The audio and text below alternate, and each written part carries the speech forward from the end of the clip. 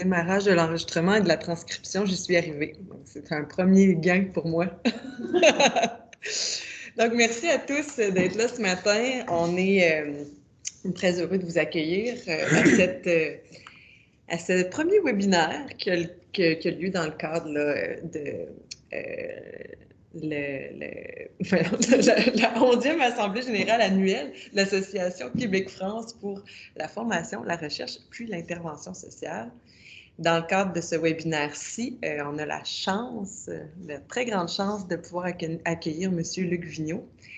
J'ai pas envie trop de le présenter parce que j'ai envie que ce soit lui qui puisse le faire, mais de la manière que je le présenterai très brièvement, c'est que c'est un patient partenaire de la recherche à l'Université Laval et aussi c'est un père aidant qui est certifié. Donc, c'est quelqu'un qui a pu contribuer de manière significative à sous différentes places, puis il va pouvoir prendre le temps de vous en parler.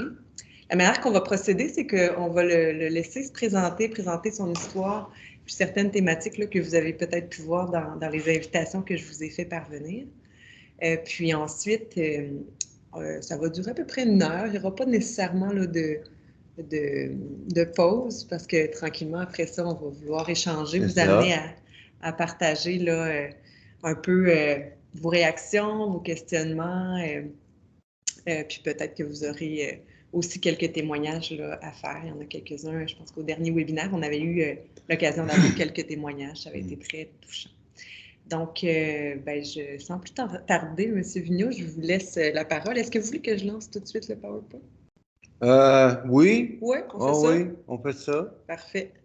Puis quand on fera un petit arrêt, vous me le direz. Oui, c'est ça. Normalement, là, le PowerPoint est lancé. OK. Puisque ma technicienne me dit que tout est correct, on le voit à l'écran. Non, c'est correct. C'est correct, c'est correct. On le voit plus, mais on peut le voir sur mon écran un petit peu. Là, On va le voir tout à l'heure. Vous allez me le voir tout à l'heure, oui, exactement.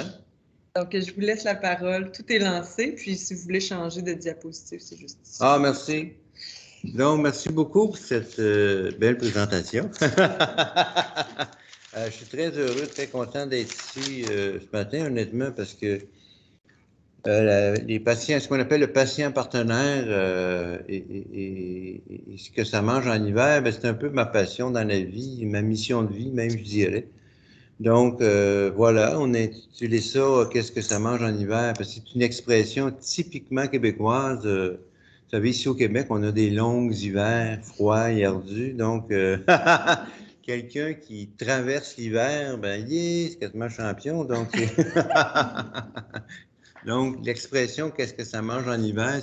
en fait, ça veut dire, je ne sais pas c'est quoi, puis expliquez-moi exactement qu'est-ce que c'est quand on emploie cette expression-là.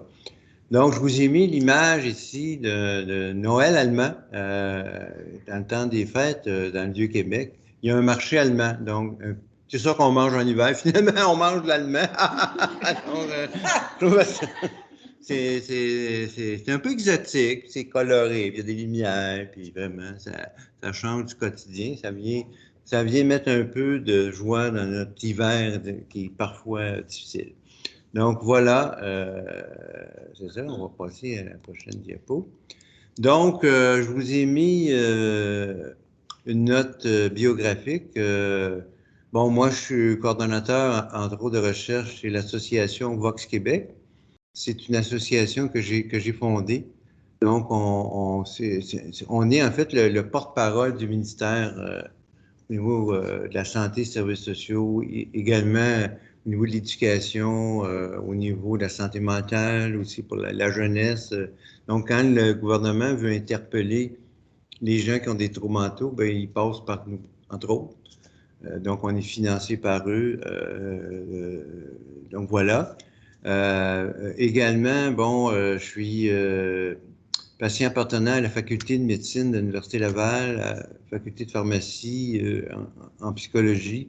En fait, j'ai fait partie des premiers patients partenaires à former les futurs professionnels. Donc, entre autres, on a une formation au niveau des médecins qui sont en leur première année d'études. On les met devant des patients pour dans leur cursus, puis ils adorent ça. Les pharmaciens aussi, les psychologues, travailleurs sociaux, bref, tout ce monde-là. J'ai travaillé aussi à la direction des programmes santé mentale et dépendance du CIUS de la capitale nationale. En fait, c'est l'agence, pour nos amis français, c'est l'agence qui gère les services santé et services sociaux dans la ville de Québec et les environs, ce qu'on appelle ici la capitale nationale. Donc, il y avait la directrice, les directeurs adjoints et moi. Donc, c'est une première au Québec. Donc, quand on prenait des décisions, ben moi, j'amenais l'impact que ça pouvait avoir sur les usagers directement sur les gens. Vous savez, les gestionnaires, ils sont des fois loin du terrain à cause de leur fonction, là. Donc, moi, étant père aidant dans les unités de soins, donc, je disais, ben, telle décision, là, c'est pas très aidant pour les gens. Ah, donc, souvent, ils revoyaient leur façon de faire. Donc, j'ai fait ça quand même 5 années. Et puis, ensuite de ça, ben, je suis auteur de livres, donc je suis une personne, pas de maladie, cap sur le rétablissement. Et mon petit dernier qui est préjugés, discrimination et exclusion en santé mentale. Évidemment, on parle de stigmatisation en santé mentale, parce que pour moi, puis pour les études aussi, la stigmatisation, c'est le frein majeur au rétablissement. Donc, c'est ce que... Bon, pourquoi je vous dis ça? Tout ça, c'est pas pour me péter les bretelles, c'est pas pour me vanter du tout. Bon, moi, voilà, je vais passer à l'autre diapo pour ne pas l'oublier. Donc voilà, en fait, c'est les travaux de recherche sur lesquels je travaille. L'idée, c'est pas que vous voyez ce que je fais, c'est que vous voyez que j'en fais beaucoup. C'est juste qui est important. Donc, en fait, moi, j'ai pas de diplôme universitaire ni de diplôme collégial. Dans mon dossier aux ressources humaines au CIUS de la capitale nationale, il y a mon diplôme, c'est ma maladie mentale. Tout simplement parce que c'est le critère d'embauche pour être père aidant, c'est d'avoir une maladie mentale et de s'être rétabli. Donc, c'est ça qui est important parce que on ne veut pas quelqu'un qui est infirmier ou infirmière qui a une maladie mentale. On ne veut pas un travailleur social qui a une maladie mentale. On veut vraiment que la base de cette personne-là soit la maladie, puis tout le cheminement qu'elle a traversé, puis il y a une formation qui vient avec ça. Donc, voilà. Je sais qu'en France aussi, il y en a de plus en plus. Hier, justement, j'ai rencontré ici au Québec Nicolas Franck de Lyon qui a parti qu'on appelle un DU père aidant, donc un diplôme universitaire en père aidant. Une licence, finalement, c'est ça qui est extraordinaire. Une licence, le Québec, c'est un baccalauréat. Donc, voilà. Ici, on ne l'a pas encore, le baccalauréat au Québec, mais je souhaite que ça vienne. Donc, on voit que c'est de plus en plus demandé, cette participation-là des personnes. Donc, ben, juste pour vous dire qu'on sait que 80% des handicaps ne sont pas visibles. C'est beaucoup, 80%. Donc, moi, je suis comme les autres, mais je ne suis pas comme les autres, mais aussi performant. Donc, moi, j'ai des problèmes de santé physique majeurs. J'ai des vis puis des tiges en colonne, bref. Et j'ai aussi des troubles mentaux qui m'amènent à avoir des troubles cognitifs, etc. Et c'est pas visible. Donc, quand je me promène dans la rue, c'est pas visible, mais je vis quand même avec cet handicap-là. Puis également, quand on est intervenant et qu'on rencontre une personne, ben c'est pas marqué dans son front non plus, mais qui peut avoir des handicaps sérieux. Voilà. Donc, cette diapositive-là, je l'aime bien parce que ça démontre que moi, quand je suis tombé malade à l'âge de 17-18 ans, ben, puis que je suis tombé dans les soins, on me dit que c'était sans issue, un peu comme la diapositive de gauche, comme si c'était une fatalité, puis que j'aurais ça toute ma vie, puis que je pourrais pas travailler, que je pourrais pas avoir de famille, que je pourrais pas avoir de vie sociale. Alors, on sait très bien aujourd'hui, avec la diapositive de droite, qu'il y a plusieurs issues. Il n'y a pas une seule voie pour se rétablir, il y en a plusieurs. Donc, ça, c'est un échangeur. On voit donc l'important, c'est de prendre une direction puis de bouger. Mais j'entends encore, hélas, que c'est une fatalité, puis les gens, par exemple, qui n'ont pas de la schizophrénie, qui est la maladie la plus stigmatisée là, parmi les troubles mentaux, malheureusement, j'entends encore que c'est une fatalité. Puis, vous savez, la schizophrénie, chez les garçons, ça apparaît des fois à partir de 16 ans. Chez les jeunes filles, ça apparaît, pardon, à partir de 24 ans. Pourquoi? Demandez-moi-les pas! On ne sait pas, mais les jeunes filles ont eu le temps d'avoir des acquis sociaux. Hein. Ils ont eu le temps d'aller aux études. Certaines sont mères, etc. Alors que les garçons, à 16 ans, ils ont moins. Donc, c'est plus difficile la réadaptation chez les garçons. Et donc, voilà, c'était juste pour vous mettre dans ce contexte-là. Là, j'aimerais ça arrêter le partage de diapos, si on peut m'aider. Voilà. On me voit bien? Oui. Voilà, vous me voyez. Bon, merci. Attendez, Parce que je vais un peu vous parler de mon cheminement, voilà. Puis, regarder une diapo, c'est plate. Puis ça, je suis d'accord avec vous. Oui. Donc, voilà, je vous disais tantôt, j'ai commencé à avoir des troubles mentaux. J'ai commencé à avoir... D'abord, je me revenais plus jeune. C'est important parce qu'on est dans quand même... vous êtes des personnes qui s'occupent de la jeunesse. Moi, j'ai eu une vie, je dirais, à peu près normale jusqu'à l'âge de 10 ans. Normal. Je viens d'un quartier d'ouvriers. Voilà, je suis le dernier d'une famille de 4. Donc, puis... comment dirais-je, mon père, il est décédé, j'avais 10 ans. Puis ça a été pour moi une catastrophe dans ma vie, évidemment, de perdre son papa, c'est toujours difficile. Et puis ma pauvre mère est devenue alcoolique suite à ça.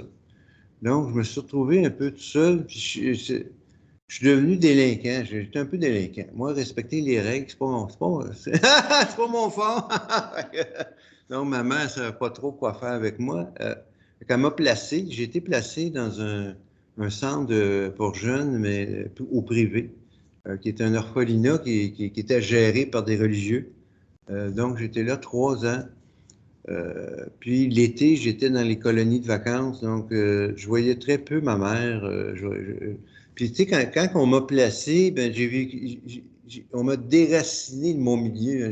J'ai perdu mes amis, j'ai perdu mon lien familial, puis je me suis retrouvé dans une grosse bâtisse où tu connais personne. Des dortoirs, là, on était 75, certains dortoirs, on était 125, je me souviens de ça. Tous des petits lits cordés, là, c'est quelque chose, hein, puis donc voilà, puis les religieux à l'époque, quand tu n'écoutais pas, c'était à la strap, là, vous savez, j'ai connu ça, où le bâton de bois, là, puis il fallait se présenter les mains, puis il nous frappait les mains. C'était comme ça on nous dressait, littéralement. C'était du dressage comme on dresse un chien, je dirais. Même pas, moi, j'ai 2 chiens, mais je le fais pas ça. Je les tape pas. Donc, voilà. Ce qui fait, puis, les rares fois où j'étais chez nous, il y a un cousin de la famille qui a dit à ma mère, je vais m'occuper de Luc, moi, je vais l'amener à la campagne, ça va lui faire du bien. Ma mère a accepté. Et cet individu-là m'a violé. Donc, j'ai été violé. Tu sais, se faire violer, vous savez, c'est comme si on vous volait votre âme, puis c'est comme si on vous volait votre identité, puis on se sent coupable. On a même honte, tu sais, puis c'est complètement, tu sais, quand tu y penses, c'est ridicule. On est des victimes, les gens qui ont été violés. Vous savez, le fameux MeToo. Donc, j'ai trouvé ça dur. Puis vers l'âge de 15-16 ans, j'ai supplié ma mère de me sortir de l'orphelinat dans laquelle j'étais pour aller dans le public, dans l'école publique.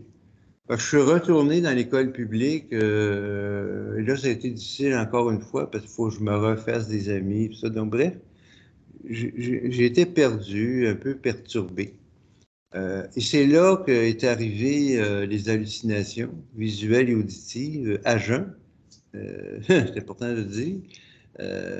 Puis je trouvais ça bizarre, je trouvais ça dur. Puis moi, j'habitais Montréal, près d'un hôpital psychiatrique qui s'appelle aujourd'hui l'Institut universitaire de santé mentale de Montréal. mais qui s'est appelé l'hôpital psychiatrique Louis-Polyte Lafontaine. Et même avant ça, quand c'était les Regieux, c'était l'hôpital Saint-Jean-de-Dieu. Donc, c'était un asile, littéralement. Écoutez, il y avait, je crois, il y avait 10 000 personnes dans les bonnes années de l'asile dans cet hôpital-là. C'était immense, immense, immense. On m'a rencontré, même ici à Québec, l'équivalent à Québec, qui était Robert Giffard, qui s'appelait l'asile Saint-Michel-Archange. Moi, j'y ai travaillé 5 ans comme père aidant. À l'époque, c'était à l'Institut, mais il y avait tellement de patients dans l'hôpital que les escaliers, là, il y avait constamment des gens qui montaient puis qui descendaient, comme une fourmilière. Hein? Il y avait du monde, c'était épouvantable. Puis, à l'époque, on pensait, puis avec raison, on disait le travail, c'est important pour le rétablissement. Donc, c'est les patients qui faisaient tourner l'hôpital. C'est les patients qui faisaient manger. C'est les patients qui travaillaient en buanderie. C'est les patients qui travaillaient dans la conciergerie. Et chaque hôpital psychiatrique avait une ferme. Ici à Québec, on a eu la ferme, longtemps, où il y avait des vaches, des chevaux. Oui, oui, oui, oui. Donc, c'était ça qui. Donc, les patients travaillaient là-dedans. Puis, j'ai connu des docteurs qui ont travaillé à cette époque-là. Le dernier surintendant de l'hôpital de Saint-Michel-Archange, qui est le docteur Roy, qui est toujours vivant, imaginez-vous. Ah oui, oui, oui. Il y a au-dessus de 90 ans, j'ai eu la chance de le rencontrer parce que moi, je suis ami avec son fils, Marc-André Roy, qui est aussi psychiatre, mais bref. Effectivement, il disait qu'il y avait des patients qui étaient bien, mais que les docteurs ne leur donnaient pas leur congé parce que si on leur donnait leur congé, bon, on perdait un employé de l'hôpital. C'est aussi simple que ça. Donc, on maintenait des gens dans l'institution, justement, pour pouvoir. C'est juste pour vous dire, moi, ce contexte-là, aujourd'hui, quand on parle de stigmatisation, j'appelle ça l'héritage asilaire. Pour moi, il y a comme quelque chose qui s'est transmis de génération en génération qui fait qu'aujourd'hui, on a, tu sais, quand on demande aux gens dans les hôpitaux, pourquoi vous faites telle chose, ils savent pas, ils savent pas. Bref, voilà. Fait que c'est un peu ce que je voulais dire dans quel contexte. Moi, j'arrive, fait que je voyais l'hôpital psychiatrique, puis je me disais, les fous sont là-bas. Puis nous, dans la communauté, on est tous intelligents, intelligentes. Et à l'époque, les hôpitaux étaient clôturés. Hein? Donc, à Québec, même à Québec ou à Montréal, il y avait une clôture tout le tour. Fait que c'était rassurant d'être côté ici de la clôture. On n'avait pas à se poser de questions. Puis, jusqu'en les années 60 au Québec, quand tu étais hospitalisé, ben, c'était à vie. Tu ne sortais plus. C'était une fatalité de Dieu parce que ces grands hôpitaux-là étaient gérés par des religieuses qui ont fait leur possible, beaucoup, mais qui croyaient beaucoup, beaucoup, beaucoup en Dieu. Ils disaient, bon, c'est la volonté de Dieu, donc il n'y a rien à faire. Alors, imaginez quand tu as 17, 18 ans, 19 ans, que tu rentres à l'hôpital, puis tu te fais dire qu'il n'y a rien à faire, puis tu ne sors pas de là. C'est dur, c'est une banane un peu. Donc, voilà. Fait que moi, j'avais cette vision-là. Et quand j'ai commencé à avoir ces hallucinations-là, ben, je me dis, c'est pas possible. C'est pas possible que ce soit moi. Ça se peut pas. Donc, je n'osais pas trop en parler. Je n'osais pas trop non plus d'en parler avec mes collègues, avec mes amis. Donc, je suis allé voir des médecins en parlant pas trop de mes hallucinations, mais en parlant plus de mes angoisses. Parce que ça, l'angoisse, j'en ai vécu, ce qu'on appelle aujourd'hui le trouble d'anxiété généralisée, les troubles mixtes, j'avais ça, la phobie sociale, la paranoïa. Puis, tu sais, j'avais une boule ici à l'intérieur de moi. J'étais tellement souffrant que j'aurais pris un scalpel pour m'ouvrir, pour m'enlever cette douleur-là. Mon Dieu, que c'était dur, que c'était souffrant, mais j'avais tellement peur d'être rejeté du monde. Parce que moi, avant d'être malade, j'ai fait ça. J'ai rejeté du monde parce qu'il était différent, parce qu'il était bizarre. Puis, vous savez, à l'époque où j'étais institutionnalisé, parce que j'étais un jeune délinquant, j'étais à Montréal, puis on allait jouer avec les autres exclus de la société, qui étaient des sourds. Imaginez les gens sourds, on les envoyait en institution parce qu'ils étaient différents. Il y avait des non-voyants aussi qu'on envoyait en institution parce qu'ils étaient différents. Puis à Montréal, on organisait des activités sportives entre les jeunes délinquants, les sourds, les aveugles. On jouait ensemble, on avait du fun. Puis nous, on ne voyait pas d'handicap entre nous. On ne voyait pas handicapés entre nous. Tu sais, quand on jouait au hockey, ben, il y avait un ballon qui faisait du bruit. Puis on nous disait, ben ça, c'est pour les gens qui sont aveugles. Il faut que le ballon fasse du bruit, c'est leur façon de voir. Ah, OK, c'est parfait. On n'a pas eu de cours là, de 3 ans. Là. On nous l'a expliqué 2 minutes, puis c'était fini. On s'est mis à jouer, puis j'ai aimé cette période-là, par contre. Bon, aujourd'hui, Dieu merci, on n'analyse plus ces gens-là. Pareil pour les déficients intellectuels. Hein, quand on a décidé de fermer les asiles d'intellectuels ici au Québec, les gens ont déchiré leurs chemises à la place publique en se disant ça n'a pas de bon sens. Puis aujourd'hui, ça serait impensable d'interner quelqu'un à vie parce qu'il y a une déficience intellectuelle. Ils sont tous intégrés dans les ressources intermédiaires, entre autres ici au Québec, ou même dans leur logement à eux. Fait que, bref, à cause que j'avais ces préjugés-là, mais je n'osais pas aller me soigner, je n'osais pas y aller. Mais de fil en aiguille, à travers ça, vers l'âge de 20 ans à peu près, avec plus ou moins les bons soins que j'avais, ben, je me suis marié. Oui, oui, on voit que j'ai eu des symptômes très actifs. Et puis de ce mariage-là, Dieu merci, j'ai eu 2 enfants, je suis très, très heureux. Puis j'ai 4 petits-enfants, donc je suis grand-papa. Puis ben, il n'y a aucun de mes enfants qui a la schizophrénie, Dieu merci. Bon, en tout cas. Bref, mais à cause de la maladie, évidemment, la mère a demandé le divorce et je la comprends donc. Mais par contre, il y a 15 ans, j'ai eu une rechute, je me suis remarié. Voilà, je me suis remarié, je suis très, très heureux. Vraiment, on habite ici à Québec, on a une maison à nous deux, bref, on a une vie normale, c'est ça qui est extraordinaire.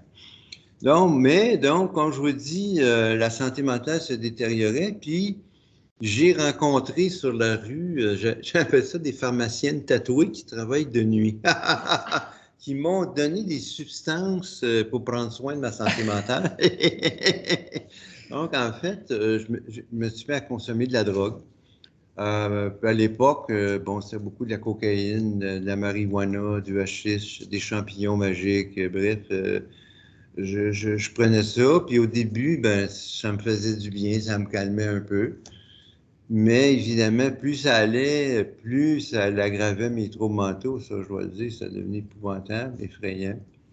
Puis, une de mes sœurs qui s'est beaucoup, beaucoup occupée de moi m'a retrouvé, parce que ça faisait plusieurs nuits qu'on ne savait pas où j'étais.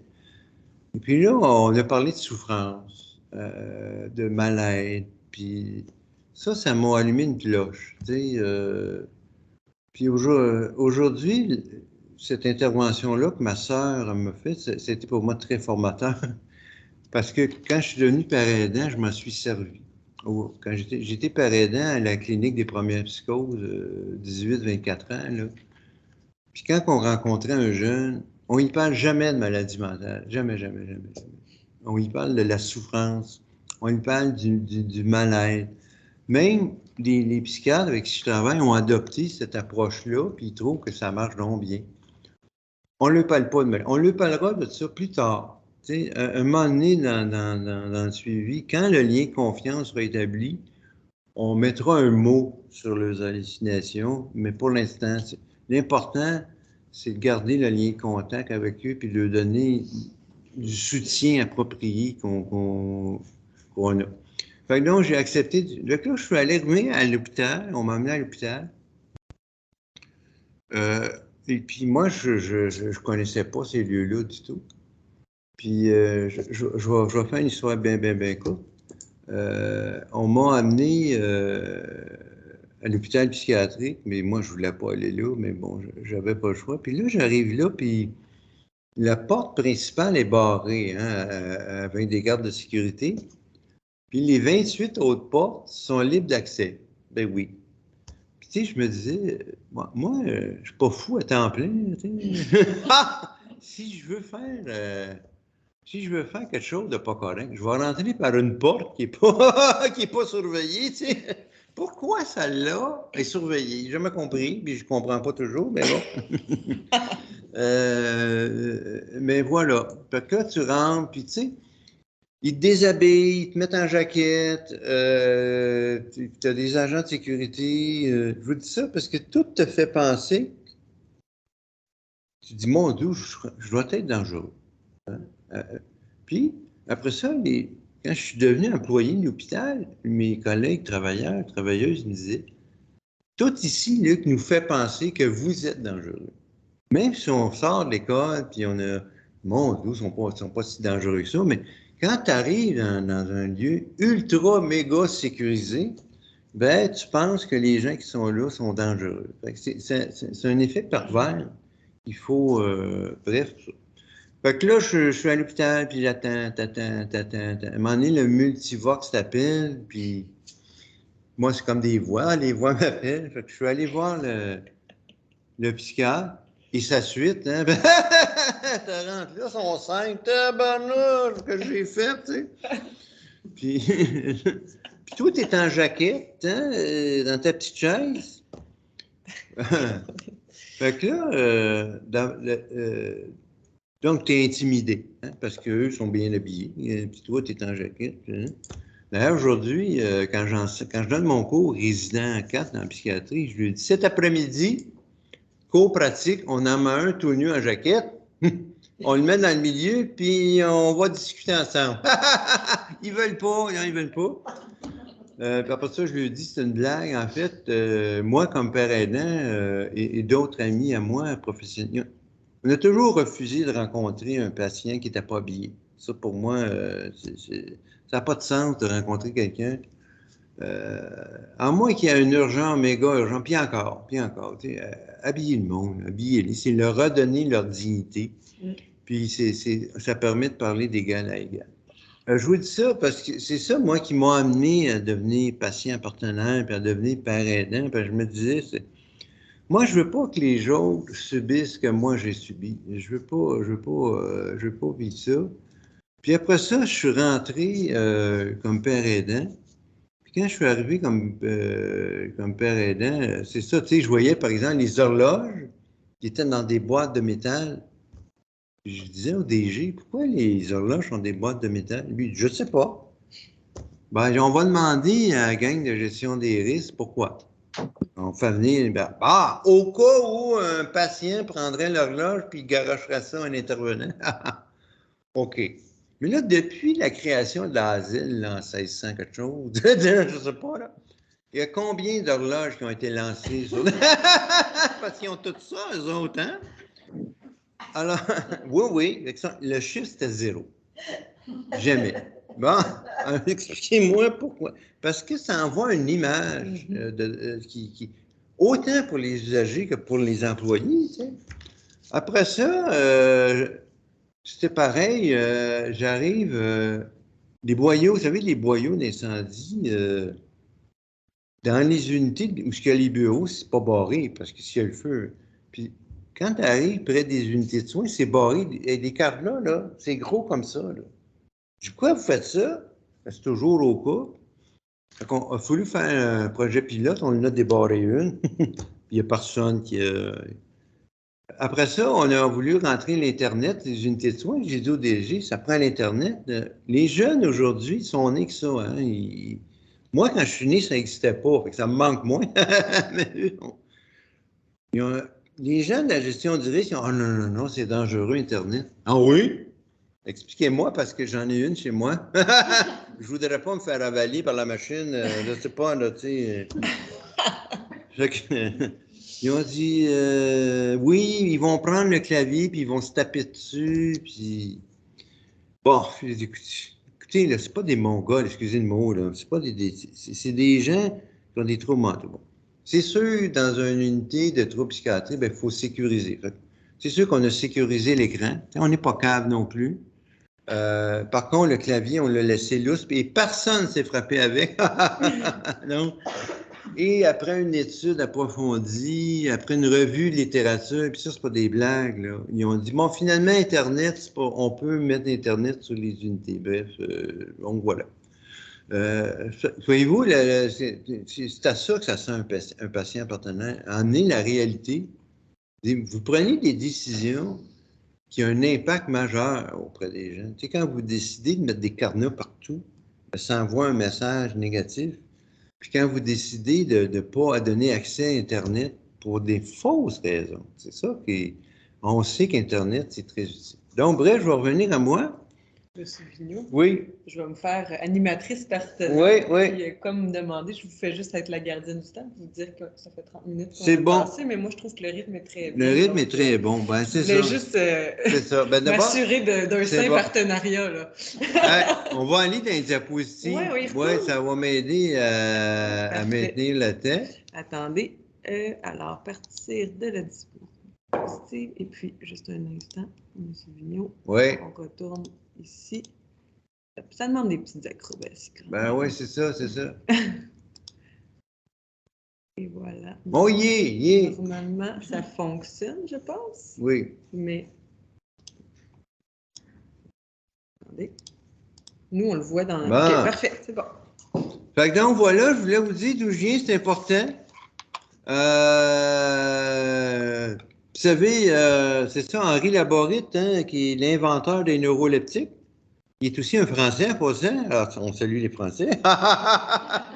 Il disait que devant une épreuve, nous avons 3 choix. Ne rien combattre, ne rien faire ou fuir. Alors, moi, moi, j'ai fait ça, mais à l'inverse.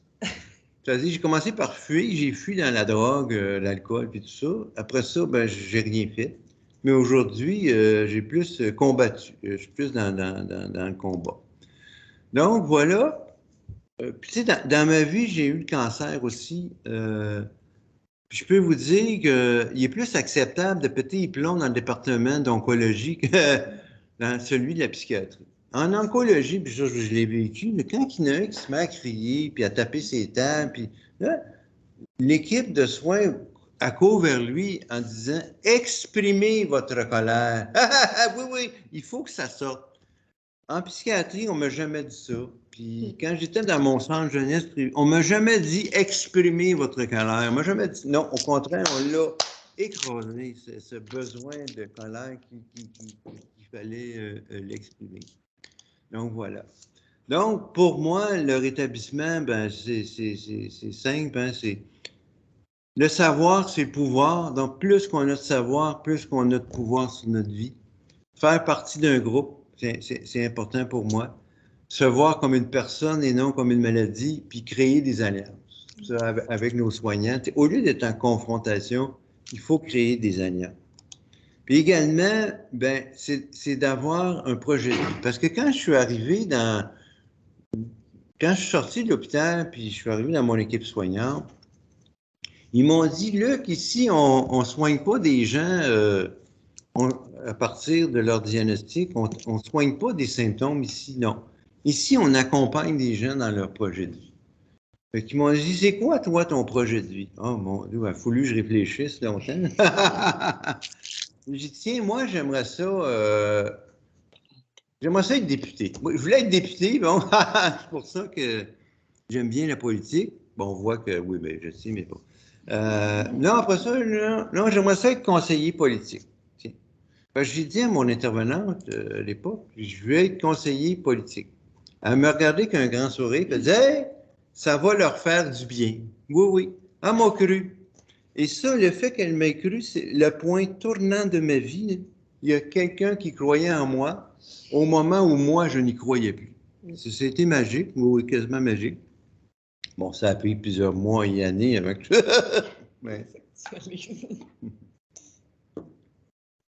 Mais l'image que quelqu'un, là, c'est que la personne est au volant de sa voiture, hein, est au volant de son projet de vie. Les intervenants embarquent dans la voiture pour l'accompagner. Et là, on lui dit, où est-ce qu'on va? Si on n'a pas de projet de vie, ben, on reste sur place. On va nulle part. Alors, si on a un projet de vie, ben, la voiture se met en mouvement, on se met en action. Puis, rappelez-vous, l'important, c'est pas d'atteindre le but. L'important, c'est tous les acquis qu'on fait pour se rendre au but. Hein? C'est ça qui reste important. Tu sais, un exemple, il y a un jeune qu'on accompagnait qui parle le chat, il était tombé en amour avec une fille de l'Alberta. Puis Québec, Alberta, c'était quand même assez loin. C'est plus... c'est une couple de provinces plus loin. Puis là, lui, il voulait aller la joindre. On aurait pu lui dire, non, non, ça n'a pas d'allure, ça n'a pas de... Mais qui sommes-nous pour... Fait qu'on là, on dit, ben si tu veux aller en Alberta, ça te prend ta carte d'assurance sociale, ça te prend ta carte d'assurance maladie, ça te prend ton passeport. Alors, il s'est mis en démarche, puis il est tout cherché ça. Il est allé en Alberta, ça n'a pas marché. Il est revenu, mais il a son passeport, il a sa carte d'assurance maladie, il a sa carte d'assurance. Et il y a des acquis qu'il a eu. C'est ça qui est extraordinaire. Je vais passer celle-là juste pour vous rappeler que il y a 4 piliers dans le rétablissement, hein, qui est l'espoir, l'appropriation du pouvoir d'agir, la famille, puis le travail. Pour moi, on ne peut pas accompagner un jeune sans travailler avec sa famille. Pour moi, c'est impensable parce que on vit avec, on est marié avec quelqu'un, tu sais, on a un conjoint, une mère, un père. Donc, pour moi, c'est quelque chose qui est fondamental. Donc, la recherche, on va passer. Donc, ça m'a amené à dire, ben moi, j'aimerais ça avoir mon mot à dire sur les recherches, puis tout ça. Et j'aime bien, dans ma façon, quand je suis arrivé, on dit qu'on parle d'engagement des patients lorsque ceux-ci collaborent véritablement et activement à la gouvernance, à l'établissement de priorités et au processus de la recherche, ainsi qu'au compte rendu. Donc, ça veut dire que les usagers, c'est pas juste, on fait une patente, puis là, on va les voir, puis qu'est-ce que tu en penses? Comme si on bâtit une maison, là, on va la montrer à quelqu'un, dit, puis qu'est-ce que tu en penses? Ben, c'est parce qu'elle est toute bâtie, que je dis, pas moi à dire, tu sais. Donc, voilà. Donc, dans la prochaine diapo, on appelle l'échelle de participation citoyenne de la santé publique de la région de la capitale-nationale. Aller montrer une maison à quelqu'un qui est toute... ça s'appelle de la manipulation. Oui, quand on fait des programmes, puis qu'on va présenter le programme aux usagers en lui disant, puis qu'est-ce que tu en penses? Ben, c'est de la manipulation. Mhm. Puis là, on se vend on a consulté les usagers, ils nous ont dit qu'ils aimaient bien ça. Hein, puis, donc, voilà. En fait, si on monte l'échelle jusqu'en haut, où on a vraiment un pouvoir réel, ben, c'est quand on s'assied ensemble, on réfléchit ensemble, mettons, le projet de recherche, on réfléchit ensemble comment on va le monter, on monte le projet ensemble, puis finalement, on le dépose devant des bailleurs de fonds. Ça, c'est la participation citoyenne. C'est pareil dans les soins, c'est pareil dans les comités de citoyens de quartier, ici dans la ville de Québec. Bien, on prend le projet du début, puis on le travaille avec les gens. Moi, cette façon de faire-là, j'ai trouvé ça vraiment capoté. Hein? J'ai trouvé ça vraiment enchanteur. Je suis parti de ton opinion ne m'intéresse pas, hein? Ton opinion est primordiale, mais au point de vue d'estime de soi, au point de vue du rétablissement, c'est mon doux. C'est donc mieux pour accélérer l'estime de soi quand tu es partie prenante de tout ce processus-là d'être patient partenaire. Parce qu'également, ici, les bailleurs de fonds, les instituts de recherche Santé du Canada et celui du Québec, s'il n'y a pas de patient partenaire sur l'équipe, il n'y a pas de subvention. Fait que non, ça a un avantage, c'est que les chercheurs me courent après parce qu'ils ont besoin de subventions, mais c'est juste pour dire que c'est important. Les bailleurs de fonds, ils ont dit, si on prend ça au sérieux, puis on met cette condition-là. Et ça, c'est d'autres boîtes à outils qui expriment mieux ce que j'essaie de vous dire depuis tantôt, mais il faut arrêter de faire juste de la consultation, c'est ça que ça dit. Il faut vraiment les impliquer depuis le début, puis faire en sorte que ça fonctionne. Alors, comment nous, on est arrivé ici au Canada à faire ça? Ben, On est parti des assises de l'OMS, de la déclaration d'Alma-Ata sur les soins primaires adoptés en 1978, qui dit que tout être humain a le droit de participer individuellement et collectivement à la planification et la mise en œuvre des soins. Ça, c'est une chose. On doit donner aux individus davantage de maîtrise sur leur propre santé et sur les moyens d'y arriver. C'est ça qui est important. Tu sais. Vous savez, être autonome, c'est pas être capable de faire les choses tout seul. Être autonome, ça veut dire d'être capable d'identifier des leviers qui vont m'aider à améliorer mon état de santé. C'est ça qui est complètement différent. L'autre assise qu'on dit quand les fondements du patient partenaire, c'est que le patient est le seul expert des conséquences de la maladie sur sa vie et le patient est le seul expert des conséquences du traitement sur sa vie. C'est ça qui est important. Tu sais, parce que j'ai connu l'époque où on me donnait des médicaments en me disant « Prends ça, c'est bon pour toi ». Puis là, je disais « Ouais, mais moi, j'ai des troubles sexuels, je prends du poids. » On me répondait « Ben, t'es mieux d'avoir des troubles sexuels que d'avoir des symptômes de la maladie mentale. » Ben, parle pour toi, là, mais moi, pas moi. C'est moi, tu sais. Donc, les fondements du partenariat avec les patients, ben, c'est ça. Le patient est expert de sa vie, puis le soignant, ben, il est expert des traitements, puis c'est pareil quand on fait des recherches, ben, le patient, il amène cette expertise-là au niveau de la recherche. J'ai regardé dans la littérature, bon, les communautés scientifiques sont divisées. Hein? Il y a les croyants, les athées, puis les agnostiques. T'as sûr que les croyants, ben, ils sont vendus à ça, puis ils ne travailleraient plus jamais sans la présence de patients partenaires. Puis les athées qu'on appelle, il y en a qui disent, ben, c'est tous des militants, puis qui ne comprennent pas, puis ça prend du temps à nous expliquer, etc., etc., puis il y a un risque de biais. C'est sûr que certains d'entre nous, on est des militants, mais tu sais, quand on s'est fait exclure, ostraciser, ben on reste craintif. Puis donc, il faut s'apprivoiser les uns les autres. Et ça prend du temps. Il ne faut pas penser dès la première rencontre que tout va bien aller. Il faut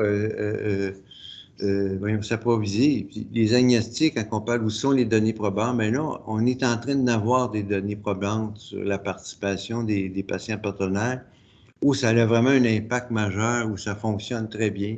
En tout cas, ici au Québec, c'est beaucoup fort. Puis je sais qu'en France, moi, je suis patient partenaire là-bas au GHU de Paris, à Bordeaux.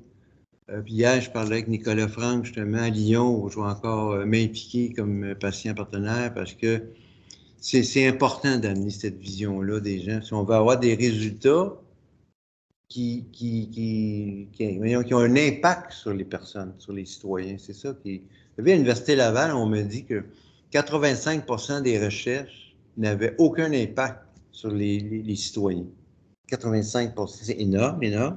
Là, ils ont décidé de dire, bien maintenant, quand on fait de la recherche, il faut que ça ait un impact sur les gens. Donc, ça, c'est quoi ça? C'est le cadre de référence sur la participation des patients dans les activités d'évaluation. Donc, voilà, il y a au niveau de l'information, de la consultation, jusque des patients, vous avez des patients généralistes, puis vous avez des patients spécialistes, donc puis des proches qui sont directement touchés par la technologie ou évolués. Ben, on a fait un tableau ici que vous pourrez vous amuser à lire, qui a été fait ensuite d'une recherche. C'est ça le cadre de référence. Vous savez, il y a des patients spécialistes, puis il y a des patients généralistes. Et c'est quand on interpelle les généralistes et quand on interpelle les spécialistes, on a essayé de faire un tableau là-dedans qui nous aide dans cette façon, je vais passer parce que le temps file. Je vais passer encore ces choses-là. Monsieur Vigneault, ce que j'en comprends, on nous demandait si vous alliez nous prêter, nous partager la Absolument. présentation. Oui, la Là. Donc ça veut présentation, dire oui. Là. oui, vidéo et audio. Il va y avoir une vidéo, puis vous allez avoir le PowerPoint. C'est ça. Ah, ben ça, c'est Donc extraordinaire. voilà. Comme ça, on va pouvoir consulter le tableau là, de C'est ça. manière plus précise. Mais ici, je veux juste vous montrer que c'est dans la loi des services sociaux. Nous, c'est dans la loi. Puis nos amis français, peut-être c'est plus facile quand c'est enchâssé dans une loi, la participation de tout ça. Ça, c'est aussi le concept du patient partenaire qui se décrit comme des relations de coopération entre les patients, les proches et les professionnels de la santé. On est vraiment des égaux qui sont assis autour d'une table, puis chacun apporte son expertise. Donc, c'est vraiment pas menaçant pour personne, puis on n'a pas le savoir de l'autre. Donc, vraiment, c'est ce qui nous permet d'amener les choses. Ça, c'est moi, lors d'une réunion à l'Université Laval, où on a décidé comment est-ce qu'on pourrait, parce que maintenant, à l'Université Laval, il y a des patients partenaires partout, il y en a en gouvernance, il y en a dans l'enseignement, il y en a dans la recherche. Parce que voyons, les chercheurs, à la fois, on a l'impression qu'ils sont dans une tour d'ivoire, puis on a l'impression qu'un chercheur, c'est une vieille personne avec des cheveux blancs et des gros sourcils. Comme Einstein. Comme Einstein, tu sais. Et là, quand on y va, mais non, ils sont pas comme ça. Donc, c'est ça qui est important. Donc, ça, c'est la formation des futurs médecins que je vous ai parlé tantôt, qui est vraiment très, très, très appréciée. De pouvoir entrer en contact avec des gens dès le début de leur cursus, c'est quelque chose qui est important. Je vais vous parler rapidement des pères aidants, parce que les pères aidants, on n'est pas des héros, on n'est pas du monde exceptionnel. On est un élément de plus dans l'équipe de soins. C'est ça qui est important de retenir, parce que souvent, les gens, moi, quand j'étais à l'hôpital, ils m'appelaient les gens de l'unité. Je me souviens, ils disaient, ouais, il y a un patient qui ne veut pas sortir dans tout de son lit. OK. Puis pourquoi vous m'appelez moi? Ben, vous êtes père aidant. Le psychiatre n'a pas réussi, l'infirmière n'a pas réussi, la travailleuse sociale n'a pas réussi. Puis vous pensez que moi, je vais réussir? Ah, tu sais, je ne suis pas un héros. Tu sais, bon, finalement, bon, je vais on va aller voir, puis on va discuter ensemble. C'est ensemble qu'on va trouver la. Tu sais, puis moi, j'amenais le point de vue. Parce que moi, j'ai déjà été couché autour d'un lit puis je ne voulais pas sortir. Fait que c'est sûr que j'ai amené ce point de vue-là. Puis ensemble, on a trouvé un moyen justement qu'il puisse sortir en dessous du lit. Bon, ça, c'est le processus du rétablissement hein, qui est en 5 étapes, qui est enseigné aux pères aidants. Donc, la première étape, c'est les gens sont en état de choc ou en déni. Et nous, on est là pour trouver c'est quoi l'impact sur sa santé mentale, puis vraiment le sortir la tête en dehors de l'eau. C'est une étape où les traitements sont vraiment fondamentaux. Et puis ça en va, les gens. Le pire, c'est quand les gens ont perdu tout espoir, puis qu'ils sont juste une maladie, puis qu'ils croient qu'il ne se passera plus rien. Donc, notre job à nous, c'est vraiment d'inspirer l'espoir. Puis à un moment donné, plus ça va, les gens disent, peut-être que je peux m'en sortir. Puis, pour ça, ça me prend des outils. Fait qu'on leur donne des outils. Puis là, à un moment donné, les gens passent à l'action, puis le processus de rétablissement s'enclenche comme ça. Puis c'est important à retenir que c'est pas linéaire. Hein? Tu peux te lever une journée, tu es dans l'étape 2, puis le lendemain dans 4, puis bon, même vous aussi. Ah oui, inquiétez-vous pas, je me vois là-dedans. Bon. C'est ça. Donc, à la prochaine diapo, je vous ai mis des liens pertinents sur les patients partenaires. Donc, vous pourrez aller consulter, aller lire. C'est vraiment des beaux liens. Voilà. Ensuite, évidemment, un petit blog. Si on est là aussi pour ça. On est là pour ça. Si vous voulez en savoir plus long, mes livres sont disponibles dans toute bonne librairie, sérieusement. Puis ici, puis en France. Donc, le dernier, comme je vous dis, qui porte sur la stigmatisation, c'est vraiment dans plusieurs sphères. Hein. C'est pas juste dans les soins, la stigmatisation, c'est dans l'enseignement, c'est au niveau de l'emploi, c'est au niveau du travail. Mais il y a une recherche qui a été faite avec les gens de l'Université de Bordeaux qui s'appelle Stigmapo, qui ont fait de la littérature, la revue de littérature, où on apprend que nos plus grands stigmatiseurs, c'est nos soignants. Alors, c'est dur à entendre, mais je pense qu'il faut être... ça prend la maturité de dire, ben, écoutons ça, puis pourquoi que les intervenants sont stigmatisants? C'est ce qu'on décrit. Puis, ce qu'on sait, c'est que la stigmatisation, c'est pas volontaire. Donc, il n'y a personne qui fait ça volontairement. Mais par contre, en y réfléchissant, on est capable de trouver ensemble il y a des solutions très simples. Je vous dirais, CAPS, le rétablissement, c'est vraiment les soins auxquels les gens peuvent avoir droit. Parce qu'il n'y a pas juste des pilules dans la vie. Donc, c'est pour ça que je l'ai coécrit qu'une pharmacienne. Elle, quand elle dit ça, ça a plus de crédibilité que moi, admettons. Puis je parle aussi de mes implications comme patient partenaire. Puis mon premier, ben, c'est je suis une personne, pas de maladie. C'est toute la philosophie qui est alentour de ça. Donc voilà. Donc, pour ne pas conclure, quand vous apprêtez à partir en expédition, ne consultez pas une personne qui n'a jamais quitté la maison. Je trouvais ça bien. Ça fait référence Ça fait référence aux patients partenaires. Hein? Si vous voulez partir un projet, puis ben, prenez quelqu'un qui l'a déjà fait, le cheminement, ça va être plus facile. Donc, pour conclure, il y a quelqu'un qui a dit, oui, se réunir est un début, rester ensemble, c'est un progrès, et travailler ensemble, ben, c'est la réussite. Wow. Hein, c'est beau, hein? Bon, c'est vraiment beau. Donc, voilà, merci. Puis là, on serait dans la période de questions. Ou de commentaires, de témoignages, de dialogues. Laissez-vous aller. Voilà. On vous rappelle que c'est toujours enregistré. Merci beaucoup de nous offrir cette part-là d'expérience, mais aussi d'intimité, hein, de grande intimité. Moi, j'ai assurément plusieurs questions, mais j'aimerais quand même peut-être écouter les personnes qui sont là, qui sont présentes. Alors, je vois quelqu'un qui lève la main. Puis, donc, Chantal Rajotte. Oui, bonjour. Tout d'abord, M. Vigneault, merci. C'était vraiment intéressant. Merci de vous livrer comme ça. J'ai 2 questions. Je voulais savoir les caractéristiques ou défis, peu importe, d'une personne pour être un bon père aidant. Puis, idéalement, il faudrait que la personne soit rétablie depuis combien de temps? C'est une bonne question auquel on a réfléchi et qu'on a des réponses. Wow! C'est bon, ça!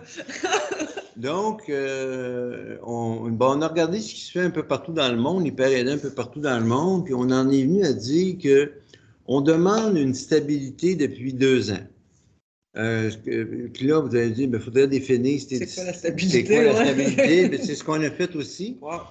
Quelqu'un qui a un suivi en clinique, ça fait partie de la stabilité parce que, tu sais, quand on a une maladie mentale, tu sais, moi, j'ai toujours un suivi.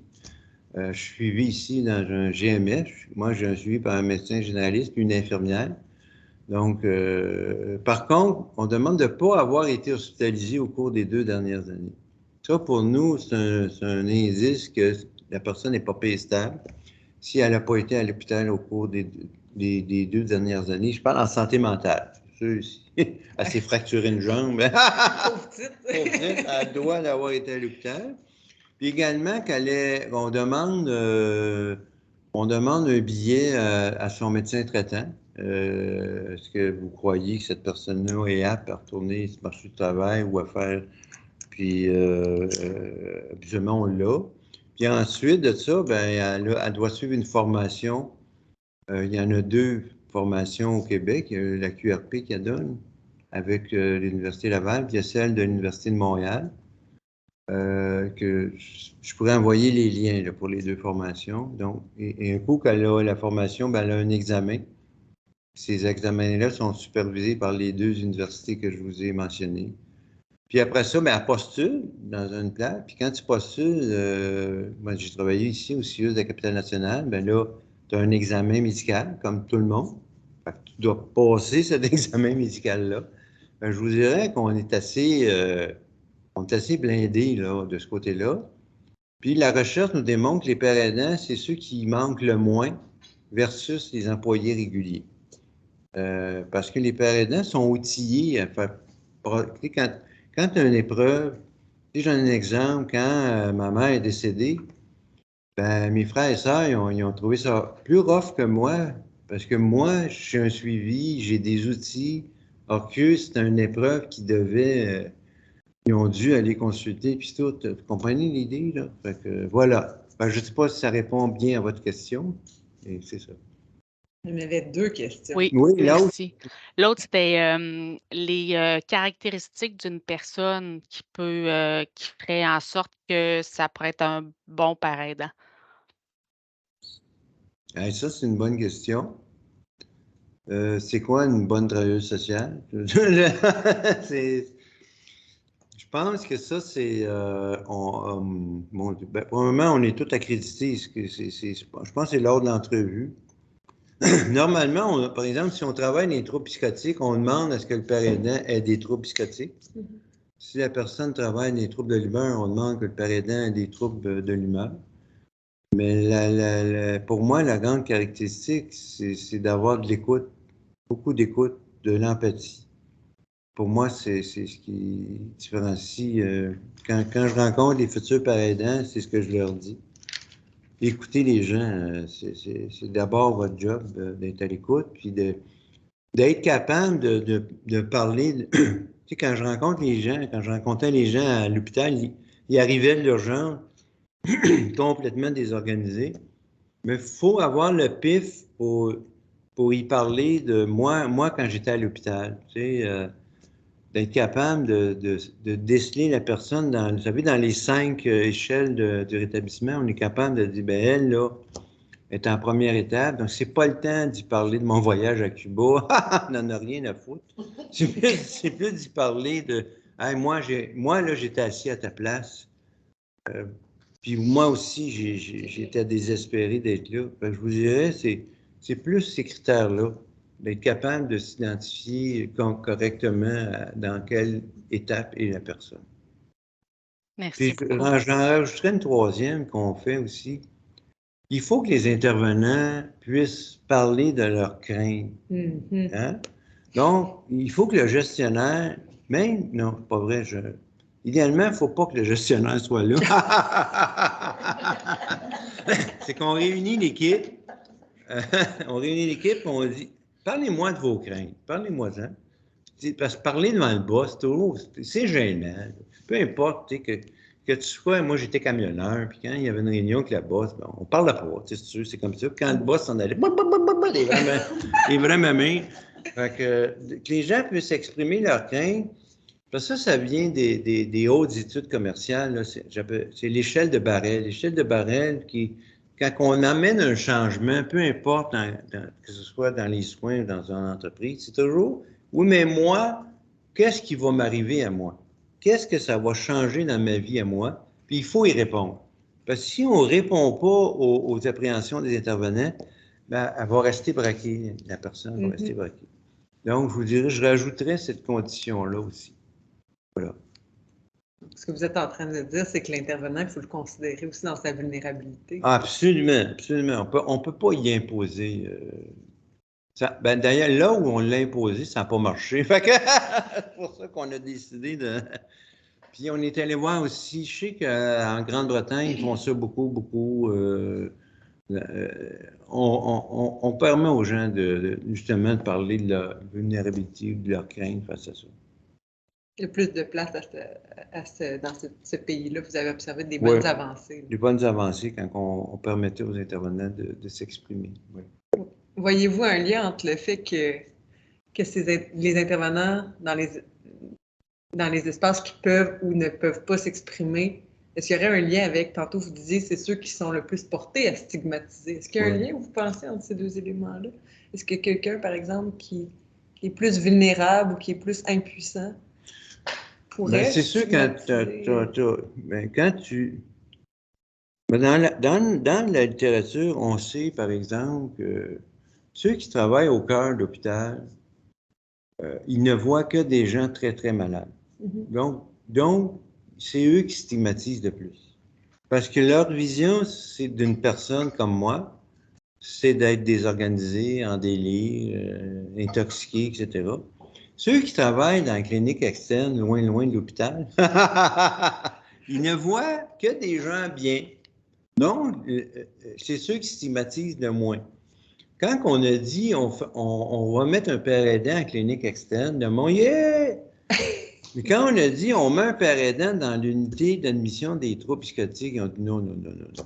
Il a fallu travailler plus fort, les unités d'admission, à cause de leur perception. Puis moi, je peux vous dire que, pour en avoir été témoin, les gens, ces unités qui étaient très, très réfractaires, sont devenus nos meilleurs vendeurs du père aidant. Un coup qu'ils ont vu, ben coudonc, il est correct, il ne s'est pas désorganisé, il ne m'a pas envoyé promener, il était à l'écoute.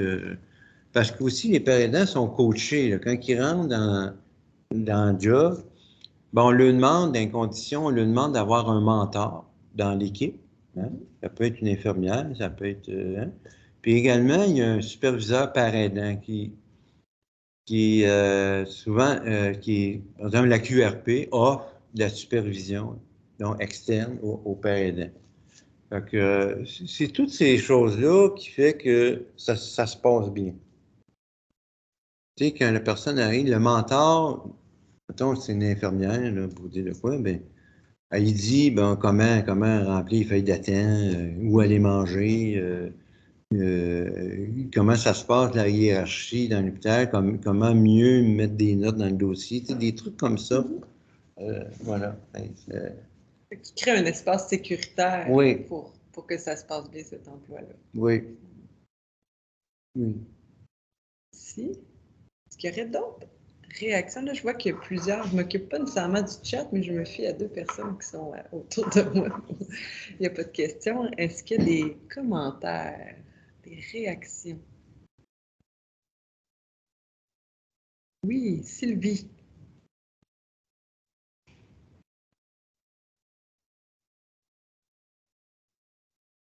Allô? Il va seulement falloir ouvrir votre micro. Ça va être facilitant pour nous. Effectivement. Ah, voilà. Ben, merci, Monsieur Mignot, pour votre grand rire et votre générosité, parce que c'est toujours quand même, c'est au-delà du cliché, c'est vraiment, ça prend toujours du courage, de la volonté, de la générosité pour partager quand même à partir d'un vécu personnel. Puis, je suis très sensible à votre fibre militante, en tout cas, disons, politique. Et parce que, puis je trouvais ça très éloquent quand vous avez résumé la littérature en disant, bon, ben, il y a des agnostiques, il y a des croyants, puis il y a des... bon, en disant, bon, dans les non-croyants, là, ou les sceptiques, ils sont... entre autres, par rapport à la militance. Hein? C'est des patients qui militent. Ben oui. Ben oui.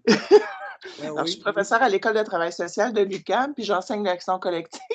Et donc, je trouvais ça vraiment intéressant, cette dimension-là. Ce qui m'amène à vous poser la question, parce que là, vous avez brossé les enjeux pour mettre en place le rétablissement, mais les enjeux de mettre en place les programmes de patients partenaires.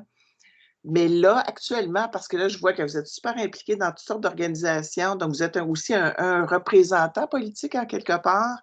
Oui. Et c'est quoi les enjeux, les gros enjeux politiques actuellement pour l'association ou pour ce créneau-là? Est-ce qu'on pourrait le rentrer un peu là-dedans aussi?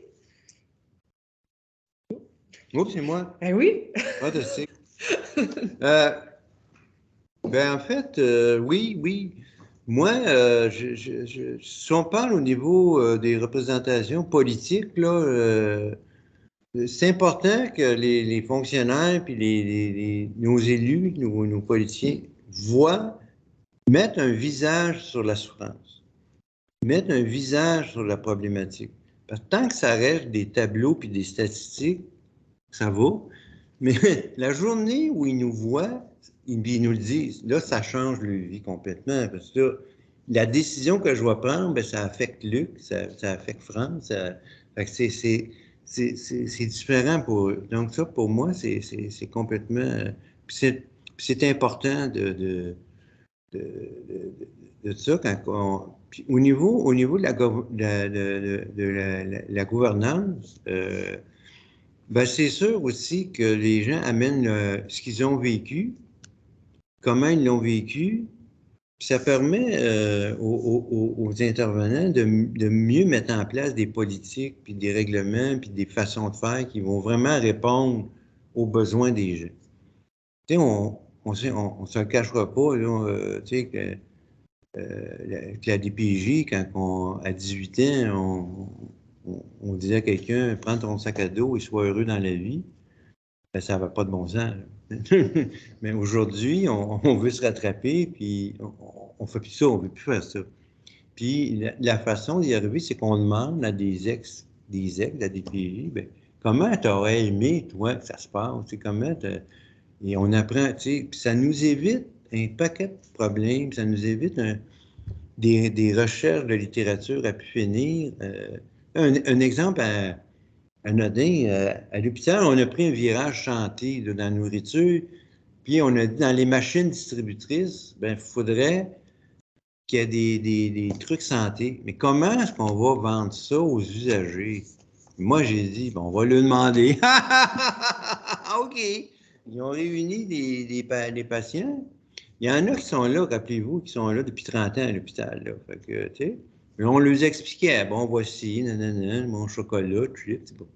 Ben, c'est eux qui ont été même plus sévères que nous. Puis, ils nous ont dit, ben, mettez un piston vert pour nous dire que c'est santé, un piston orange pour dire c'est entre les deux, puis un piston rose pour nous dire pas trop souvent. Fait qu'on on a transformé nos machines distributrices comme ça. Ça a réglé le problème. La solution est venue d'eux. Les intervenants, les gestionnaires, ils se creusaient la tête. Eux, ils n'auraient pas pensé à ça. Lui, il n'aurait pas pensé à ça. Fait que c'est un exemple là, parmi tant d'autres. Mais j'ai été sur le CA de l'hôpital aussi, puis c'était pareil, là, quand il... Tu sais, il disait, par exemple, le service privé. Le service privé, c'est pour éviter de mettre quelqu'un sous contention. Donc, on met quelqu'un à côté. Au lieu de l'attacher, on met quelqu'un à côté. Ben, tu sais, nous... puis quand ça arrivait à ce point-là, le DG, il mettait le tableau. Ça coûte cher, le service privé. Hein. Fait que là, les gestionnaires disaient, faut réduire ça, Hey, attends une minute, là. Réduire ça, ça veut dire que tu augmentes la contention mécanique, tu augmentes la contention chimique, tu augmentes le traumatisme chez la personne. C'est ça que ça veut dire. Oh, on ne l'avait pas vu, cet angle-là. Finalement, on va accepter le service privé, que ça coûte quand même cher, mais on va l'accepter. Si vous voulez réduire on peut travailler ensemble, trouver des moyens. Ah, OK. Là, on s'est assis ensemble avec les usagers de trouver des moyens pour réduire. Tu sais, par exemple, ils mettaient un gardien de sécurité qui est une bonne personne, mais les usagers disent, pourquoi vous ne mettez pas un ergot? Tu sais, au lieu de nous regarder, là, puis il est assis sur une chaise puis il lit 7 jours l'année passée. Pourquoi ne mettez pas un ergot qui nous enseignerait des affaires? Bonne idée! Fait que là, on a changé les gardes de sécurité pour des ergots. Ça coûte plus cher sur le moment, mais même à court terme, c'est plus payant. Fait que donc, pour moi, c'est tous des exemples pourquoi qu'il faut... Puis l'autre chose, la raison d'être, notre raison d'être comme système, c'est les clients, c'est les patients. Donc, il faut être à leur écoute. Tu sais, c'est une entreprise commerciale qui n'est pas à l'écoute de ses clients, bien, il va fermer ses portes. Ouais. Fait que nous, ben, faut être pareil. Voilà. Merci. Merci beaucoup, Luc. Monsieur Marin. Moi, ça va être juste un court commentaire. Là. Je suis vraiment satisfait du témoignage de M. Vigneault. J'ai trouvé ça inspirant, validant, signifiant, puis stimulant, autant pour nos interventions présentes que nos projets futurs. Je trouve ça vraiment inspirant pour aller plus loin à ce niveau-là. On a déjà un père aidant ici qui est autre chose parce qu'on est en itinérance, dans le monde d'itinérance ici. Mais ça me fait cheminer là, dans mes réflexions puis les échanges. Puis je pense que votre vidéo m'a le partagé beaucoup. Merci. Oui.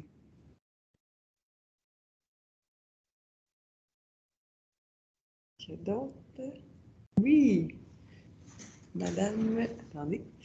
Madame Kelly. Bonjour. Une fois encore, merci beaucoup pour tout. Moi, je travaille dans DITSA avec les tout jeunes enfants. Alors, on parle plus de parents partenaires chez nous, puis c'est quand même nouveau. J'ai vu beaucoup de liens, je trouve ça vraiment intéressant, puis je vois beaucoup que l'importance d'impliquer les parents, des mêmes genres de stigmatisation qu'on pourrait voir. J'avais une question pour vous. Ça me parle beaucoup de pouvoir parler avec les parents pour demander comment ils auraient voulu recevoir des services, puis on parle de les écouter, de savoir mais qu'est-ce qui s'est passé, puis comment on peut améliorer des services pour vos enfants, puis pour les parents aussi. Nous, on travaille avec les enfants, mais c'est des parents qui sont partenaires avec nous.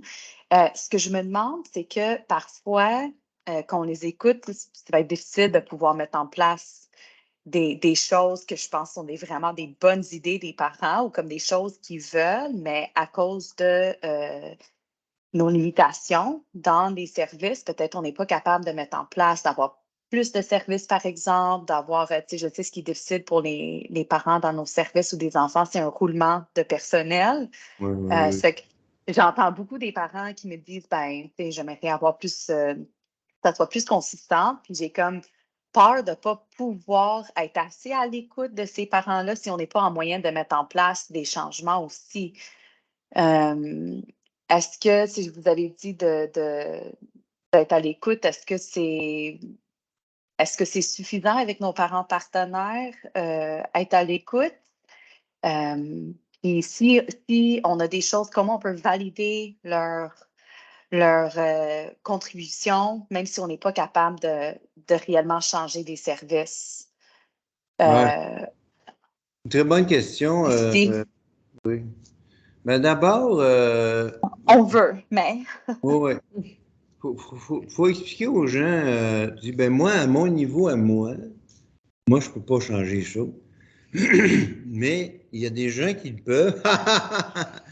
C'est à eux qu'il faut s'adresser. Donc, dans le sens où, moi j'utilise beaucoup la recherche. Pour moi, souvent, certaines personnes bloquent des ponts. Moi, je fais de la recherche pour interpeller les autorités. Ce que vous pouvez faire, c'est vous pouvez s'assurer que ce groupe-là puisse rencontrer des chercheurs pour qu'ils puissent leur dire, voici, nous, on aimerait une évaluation, on aimerait une recherche participative sur telle chose. Les chercheurs sont tellement contents de pouvoir vraiment faire une recherche utile que ça va déclencher. Comme nous autres, l'association Vox Québec, on a interpellé des chercheurs pour une évaluation de la stigmatisation au CIUS de la capitale nationale. Le CIUS de la capitale nationale a accepté, parce que les chercheurs sont neutres, eux autres. Les chercheurs, c'est pas des militants, puis donc la recherche, pour moi, c'est un outil, un levier tellement fort, tellement puissant, que quand ça arrive, après ça, aux décideurs, voici le résultat de la recherche, c'est eux qui ont de l'air fous, là, de pas... Puis si eux, ils peuvent pas, Mais il faut le monter plus haut. Tu sais, on le monte, mettons, au CA, si le CA dit, ben nous non plus, on ne peut pas. Mais on le dépose sur le bureau du ministre. C'est comme ça, moi, que je vois les choses. Donc, vous les accueillez, puis vous leur dites, moi, je ne peux rien faire, mais on peut, via une association, ou je ne sais pas si vos patients partenaires, familles sont regroupés en association. Sinon, il y en existe. Mais invitez-les à aller rencontrer des chercheurs qui vont les aider. Une autre question, moi. Oui. Qu'est-ce qu'on peut mettre en place pour mieux accueillir ou aller chercher le point de vue des personnes concernées, les intégrer dans des espaces de gouvernance partagée? Qu'est-ce qui peut être facilitant sans être infantilisant, en fait, là? Ben, premièrement, il faut les payer. Hein? Première reconnaissance claire. Oui. Le savoir expérientiel, ben, il vaut autant que le savoir scientifique. Donc, parce que tout le monde autour de la table, quand on se réunit, tout le monde est payé. Sauf souvent les personnes concernées. Donc, il faut les payer, premièrement. Il faut leur offrir des formations. C'est quoi être un CA? C'est quoi, comme à l'université, c'est quoi siéger sur un CA d'université? Ça implique quoi? C'est quoi qu'on nous demande comme décision? Et idéalement, c'est qu'ils soient toujours par deux. Donc, ils peuvent, tu sais, vous autres, vous avez des collègues, vous pouvez discuter entre vous autres. Donc, s'ils sont par deux, bien, ils peuvent s'en parler, discuter, s'appuyer. Donc, ça, c'est aussi une façon d'aide. Puis, moi, quand j'étais sur le CA de l'hôpital, c'était la secrétaire du DG qui était là pour répondre à toutes nos questions. On était deux usagers. Vous savez de quoi, là, en dehors d'appeler X, puis X, si elle n'a pas la réponse, elle va s'assurer de la trouver. Fait que, on avait des références comme ça. Voilà. Merci. Très intéressant. Stéphane. Oui, bonjour Luc. Bonjour Stéphane, ça va bien? On s'est rencontrés depuis plusieurs fois, depuis quelques années. Je voulais juste faire un retour, d'abord te remercier du côté inspirant de ce que tu peux transmettre et aussi des nouvelles de ce que ça donne, le fait de faire des conférences et voilà. Donc nous aujourd'hui, ça a profondément, en tout cas, changé. La collègue tout à l'heure, Shana Kelly, parlait tout à l'heure du travail avec les familles. Nous, on est plutôt du côté, effectivement, parce qu'on a des mineurs, donc du côté de la père aidance autour des familles. Et aujourd'hui, cette démarche-là, elle produit beaucoup de ressources. Les parents souhaitent se mettre en association, pour justement aider les nouveaux parents,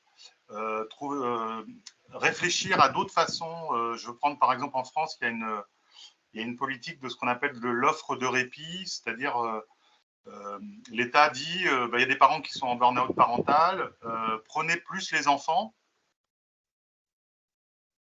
Oups, t'es gelé.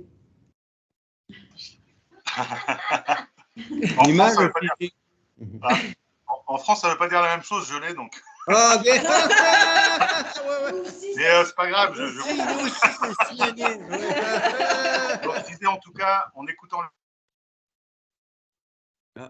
t'es encore gelé. C'est ça, l'outre-mer, là. Hein, voilà. Vous nous entendez toujours, c'est bon? Oui, mais c'est comme si vous êtes capable aussi de vous rapprocher le micro, on vous entend comme si vous étiez un peu plus loin. Je vais mettre la voix plus fort. Et donc, en fait, les parents ont proposé de l'accompagnement pour eux-mêmes, en fait, plus que de prendre plus les enfants. C'est le genre d'approche qui, effectivement, que tu nous as inspiré, en fait. En tout cas, d'être à l'écoute et que moi, ma question, elle pourrait porter sur qu'en est-il de la... Est-ce que tu connais les formations qui existent en France sur la père aidance? Est-ce que qu'est-ce qui existe aujourd'hui et est-ce que tu y participes? Enfin, voilà. Oui, moi, je participe à celle de Bordeaux puis celle de Lyon. Je sais qu'il y a l'île en France aussi, qui a une bonne formation. Il y en a à Marseille, il y en a d'autres, là, mais je pourrais m'informer puis te faire parvenir les liens puis tout, là. Voilà, mais ici, oui. Ici au Québec, on a commencé une formation par aidant famille. Je ne sais pas chez vous, si c'est rendu chez vous, je vais m'informer si c'est rendu chez vous. Oui. Parce que, en tout cas, nous, c'est notre porte d'entrée avec les mineurs, hein, vraiment de pouvoir accompagner l'ensemble du système, et en particulier les parents, et que cette transmission entre parents, de la façon dont ils ont su se sortir des situations, parce qu'il y a une vraie expertise qui devrait être mise au profit des autres parents qui vont retraverser les mêmes périodes. Donc, on aurait grand intérêt, je sais qu'avec Camille, au niveau du Pégase Processus, on réfléchit à ces questions, qu'on aurait grand intérêt à cette question de la pérédance. Donc peut-être qu'on te recontactera là-dessus pour voir comment on pourrait collaborer ensemble. Ouais. Merci beaucoup, en tout cas. Merci. En passant, Camille, j'ai reçu ton courriel, mais je vais y répondre. Ça s'en vient. Merci. Me voilà bien avancé, Luc. Oui. Avec plaisir. J'aurais peut-être une question. Oui. Parce que du côté de la crise. Veux-tu te rapprocher pour qu'on s'assure de bien t'entendre? Je ne sais pas si on entend Est-ce que vous bien. m'entendez? Oui, on dit oui. Parfait. Donc, j'ai une voix qui porte. Oui, tu veux. Oui.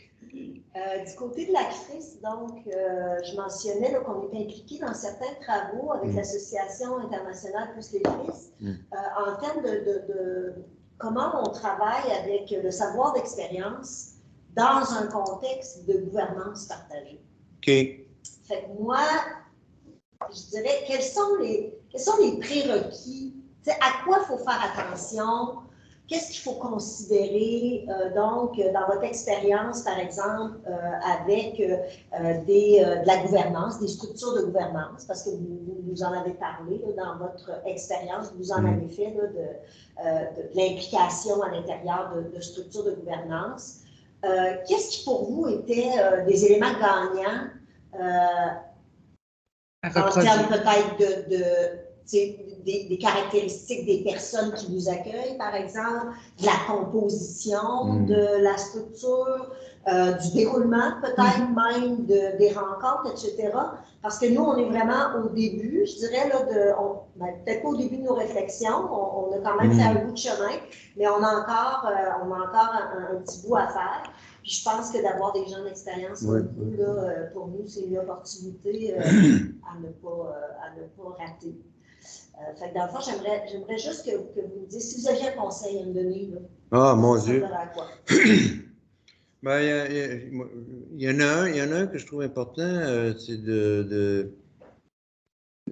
quand on parle, tu sais, comme ce matin, j'ai parlé un peu de ma vie, puis il y a des bouts où j'étais très ému, je l'ai camouflé du mieux que j'ai pu, mais ça se peut des gens, on parle de contention, d'isolement, là, je donne l'exemple. C'est sûr que nous, ça éveille des traumatismes. Donc, peut-être d'être conscient de ça, puis peut-être de dire aux gens, quand vous nous parlez de votre cheminement, si vous êtes ému, c'est correct. Hein? D'accueillir les gens. Il ne faut pas qu'ils se sentent mal à l'aise, puis même vous, si vous êtes ému, de le dire aussi. Là. Donc, moi, d'accueillir l'émotion. On dit souvent le paradoxe des petits, c'est quand ils nous disent « Parlez-moi de vos émotions, mais ne soyez pas émus. » Ça marche pas. Donc, ça, c'est une chose. D'avoir quelqu'un qui les accueille, tu sais, quand ils rentrent dans la salle, là, la première fois, mais qu'il y ait quelqu'un qui est chargé de les accueillir. Vous êtes tous du monde accueillant, mais si on ne mandate pas une personne, ça se peut que vous pensez que c'est elle, puis elle pense que c'est l'autre, puis finalement, personne ne le fait. Quand on dit, toi, dès qu'il met le pied dans la bâtisse, puis accueillir la personne, c'est pas dans la salle, là. C'est quand elle arrive en bas à part. C'est là l'accueil. Hein? Hey, j'ai bien fait ma job, là! Oui, parce que quand je suis arrivé ce matin, elle était là. Tu sais, elle a très bien fait, c'est ça. Donc, l'accueillir. S'il vous plaît, ne pas m'envoyer 300 pages à lire la veille, s'il vous plaît. Ça, je suis pas sûre, j'ai bien. Non, je J'exagère pas. Je me souviens d'une époque où j'étais sur ce qu'on appelle la régie régionale. Là. Ils nous envoyaient des affaires épais comme ça à lire 3 jours, 2 jours avant. Avec beaucoup de mots compliqués qui se Avec des mots qu'on ne succèdent. comprend pas. Ouais, Ben, bon. Si vous avez un lexique des mots réguliers, ça, c'est TCE-SN, ben, ça veut dire même vous, on voit ici, là, CSS, CCMT, DIT, ben ça, c'est. Vous savez. Beaucoup de lettres collées ensemble. Ouais, hein, c'est ça. Moi non plus, je ne comprends pas. Faites ça, un c'est lexique, ça, c'est très aidant. Voilà. Ben, merci beaucoup. On va poursuivre ce travail-là parce Oui, que, oui. à vous côtoyer, effectivement, quand on met un visage sur Oui, une réalité, ça aide. ça change complètement. Ça. là. Oui. Ça cause une proximité, hein? Tu sais, une proximité qui fait en sorte que on sait qu'on est reliés, tu sais, puis qu'il y a une partie de vous que moi me fait penser à moi. Tu sais, Ben aussi, ouais, tu sais, ouais, donc, ouais. on porte tout un peu l'expérience de l'autre en nous. Là. Ah, c'est bien. Aussi. Moi, j'ai peut-être une autre question. Moi, je pourrais faire ça pendant des heures. Ben oui, ben oui. Vous me dites arrêtez, là.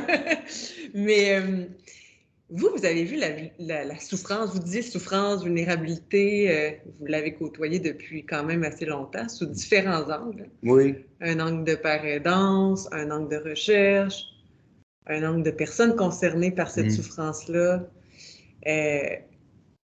Comment vous avez vu, puis vous avez parlé beaucoup de la perception de la communauté par rapport à cette souffrance-là, à ces enjeux-là, hein, quand vous disiez, ben, quand j'étais plus jeune, il y avait, vous l'avez dit comme ça, je l'ai écrit, il y avait les fous, puis il y avait la communauté. Oui, oui, puis là, il y avait comme une barrière. Oui. Puis aujourd'hui, on en est rendu où? Moi, ce que je constate, c'est que la barrière est pas mal effritée. Ouais. Oui, elle est pas mal effritée parce que dernièrement, au Québec, il y a eu des drames épouvantables de gens qui ont assassiné des enfants, des trucs comme ça. Puis avant, le premier réflexe des médias, c'est-à-dire, c'est sûrement un schizophrène. C'est sûr que c'est un schizophrène. Aujourd'hui, j'ai entendu attention avant d'étiqueter le meurtrier de Madame. Attention, on va d'abord attendre qu'il soit évalué, puis après ça, parce que c'est avéré que les gens qui ont commis des meurtres odieux, c'était pas des malades mentaux. Là, tu sais, comme le terrorisme, c'est pas une maladie mentale, mais c'est odieux de mettre des bombes. Tu sais, donc, alors, je sens qu'aujourd'hui, tu sais, je parlais, il y a eu le MeToo, là. Je sens aujourd'hui que de plus en plus de gens font ce qu'on appelle leur sortie de garde-robe, en disant, ben moi aussi, j'ai des troubles mentaux. Tu sais, des fois, dans mes conférences, j'ai dit, levez la main ceux qui prennent des antidépresseurs. Là, plusieurs années, il n'y a pas grand main levée. Aujourd'hui, c'est le festival. C'est le festival. Là, les gens s'affichent de plus en plus. Puis, d'ailleurs, dans mon dernier livre sur la stigmatisation, il y a un psychologue américain qui est aussi schizophrène, qui a parti, ça s'appelle la fierté, qui a copié sur la fierté gay.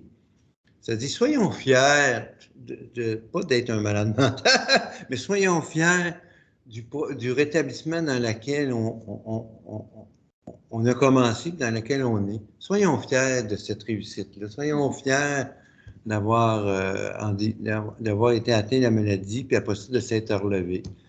Puis, il dit il y a un mouvement qui s'appelle justement la sortie de garde-robe, c'est qu'il dit aux intervenants, dites-le, faites un programme où les gens vont dire, moi, j'ai une maladie mentale.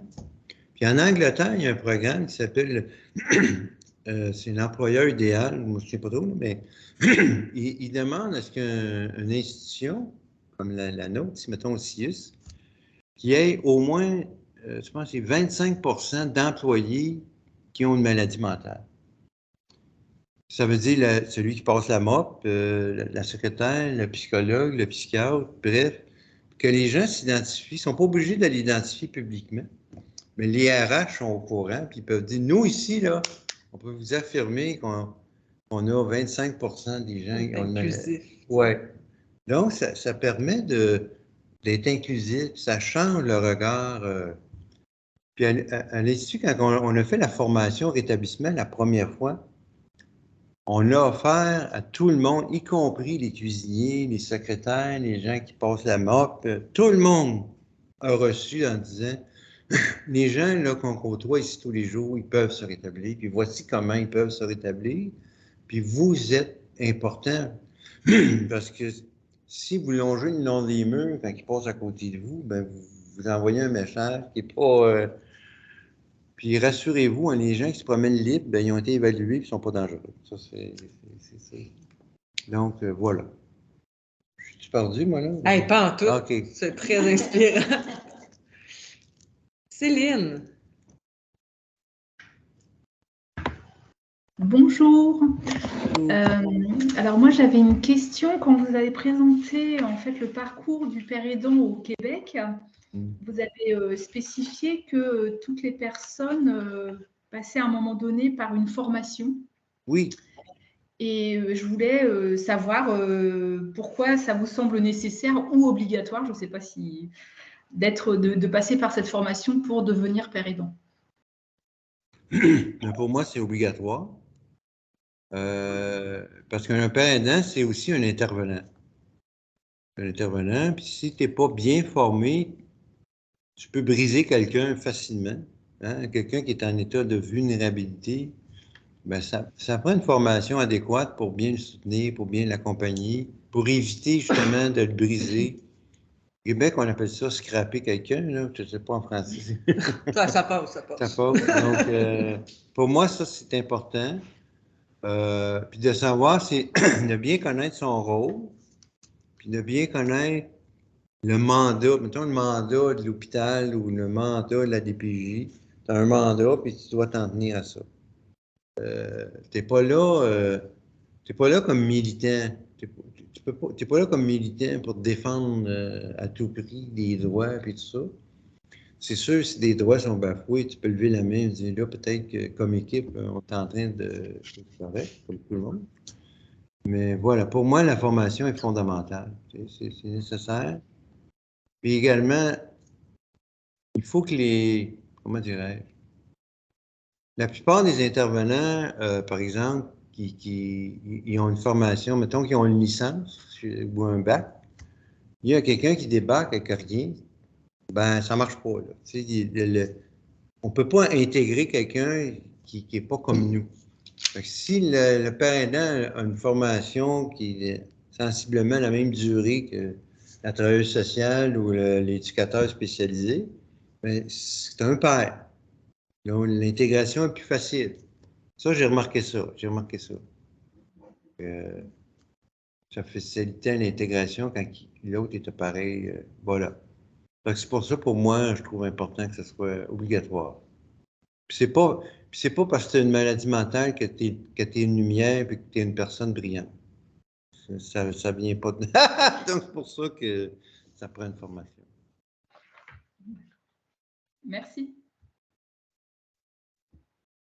Est-ce qu'il y a d'autres questions?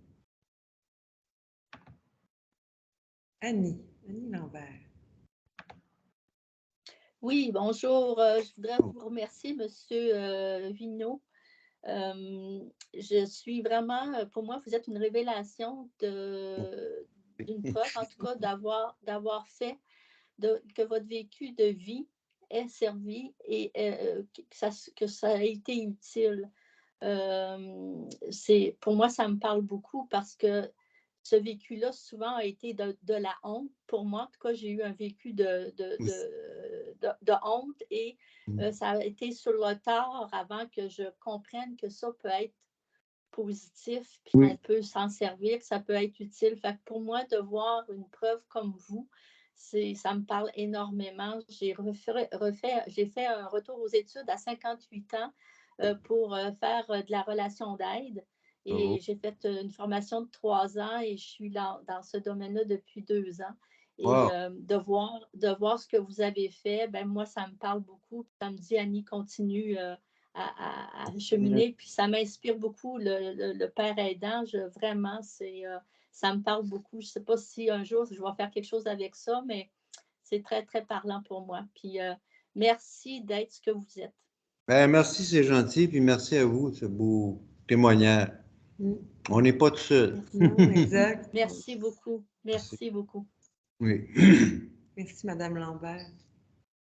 Est-ce qu'il y a d'autres questions ou d'autres commentaires ou d'autres partages?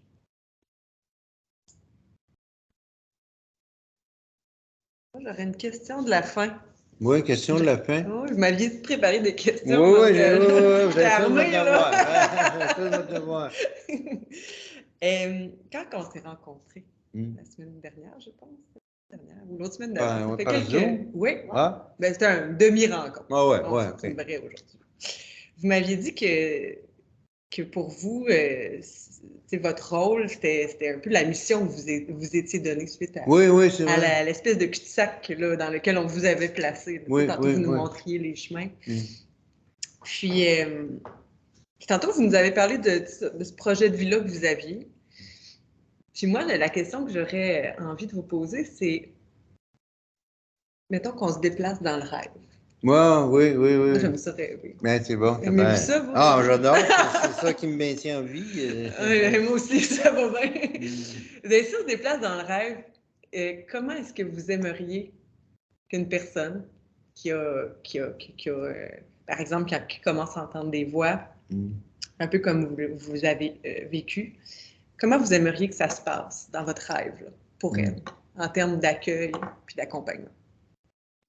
Eh mon Dieu, ben, je pense que au Québec, dans les cliniques qu'on appelle les cliniques des premières psychoses, le rêve, il commence à devenir réalité, dans le sens où, d'abord, on n'accueille pas un psychotique ou quelqu'un qui est en délire, on accueille un jeune. Puis les premières choses, puis, en tout cas, la clinique ici à Québec, c'est de savoir son rêve à cette personne. C'est quoi son espoir, c'est quoi qu'il veut faire. Parce que c'est avec ça qu'on va l'accrocher. C'est pas avec d'autres. Puis, je peux vous dire que ça fonctionne. On évite de le traumatiser. S'il est hospitalisé, on travaille fort, fort, fort pour pas qu'il soit happé, là. On a instauré une formation qui s'appelle la formation Oméga, qui pacifie la crise, etc. Donc, on évite de le traumatiser dès le début. On l'accueille de façon humaine, chaleureuse. On ne dit pas que c'est une maladie. Non, il ne dit pas que c'est une maladie parce qu'il va se pousser. On le sait. Puis ensuite, mon Dieu, j'ai oublié, j'ai un chat dans la gorge. Autrefois, on allait chercher des ordonnances de traitement quand la personne avait tout perdu. Aujourd'hui, un jeune qui nous arrive, 18 ans, qui est complètement délire, qui ne reconnaît pas sa maladie, bien, on va chercher une ordonnance de traitement parce qu'on sait que dans 5-6 mois, il va être sur ses pattes, il va être retourné à l'école, puis qu'il va fonctionner. Donc, l'identité collective lui permet de lui redonner de l'espoir plutôt que lui enlever. On n'attend pas. Moi, je trouve ça con de dire c'est son droit d'être dans le délire. C'est son droit de. Non, ben non. Quelqu'un qui fait un infarctus, je dis pas, ben c'est son droit de faire un infarctus. Je vais le laisser mourir. Ben non. C'est triste un peu. C'est très. Donc, quelqu'un qui est en délire, il faut collectivement, on s'en occupe. On est tous responsables un peu. Parlant de collectivité, il faut que les voisins, les voisines, ben, appelez. Si vous voyez quelqu'un là qui est en délire puis qui frappe un arbre, puis appelez le 911, c'est d'y rendre service. C'est vraiment.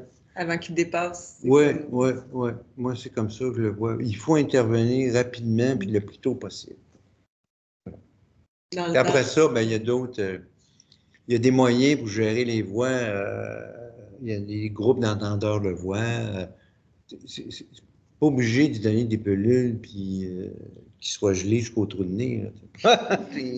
Aujourd'hui, il y a moyen d'avoir une faible médication puis avoir plus des moyens psychosociaux pour gérer les voix. Voilà.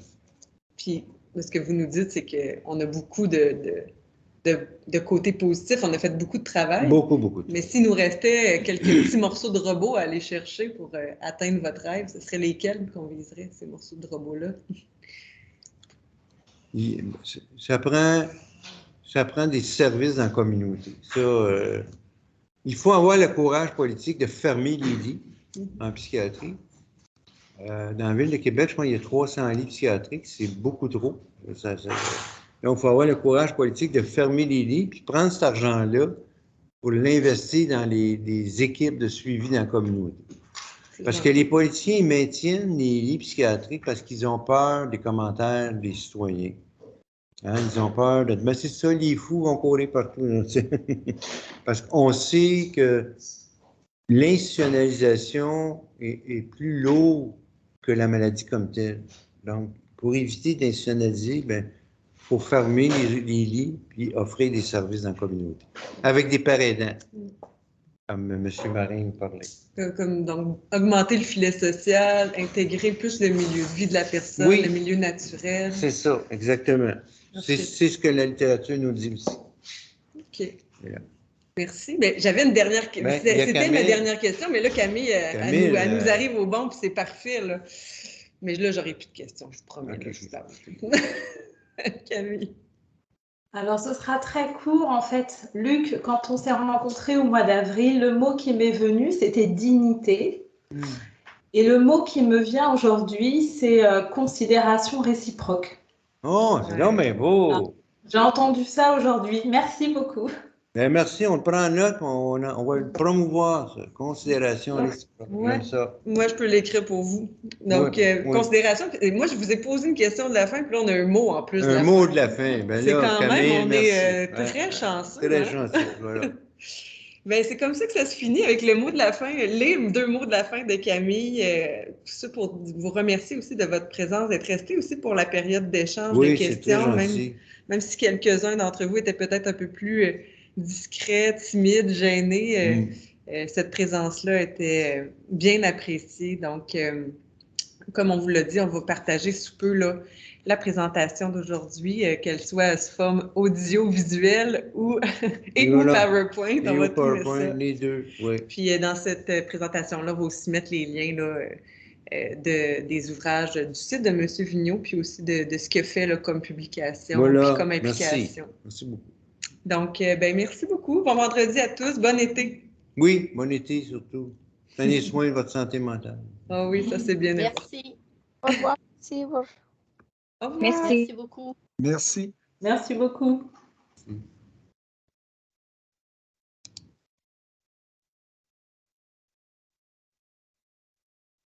Audrey,